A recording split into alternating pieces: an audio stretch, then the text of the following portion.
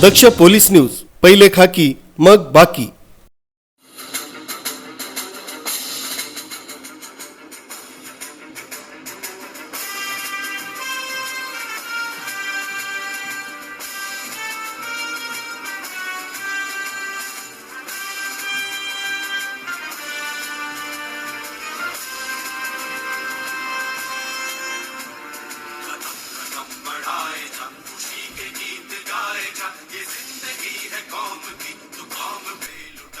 भारताच्या 78व्या स्वातंत्र्य दिनानिमित्त जिल्हाधिकारी कार्यालय येथे जिल्हाधिकारी जलश शर्मा यांच्या हस्ते ध्वजारोहण तसंच ध्वजवंदन करण्यात आलं। यावेळी देशाच्या स्वातंत्र्यासाठी प्राणांचं बलिदान देणाऱ्या शहीदांना अभिवादन करून जिल्हाधिकारी जलश शर्मा यांनी स्वातंत्र्य दिनाच्या उपस्थितांना शुभेच्छा दिल्या।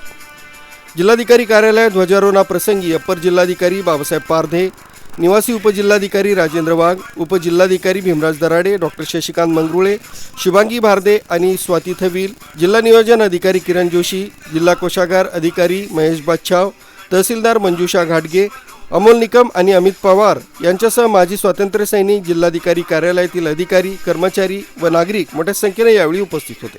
प्रकाश दुर्वे, दक्ष पोलीस न्यूज, नाशिक।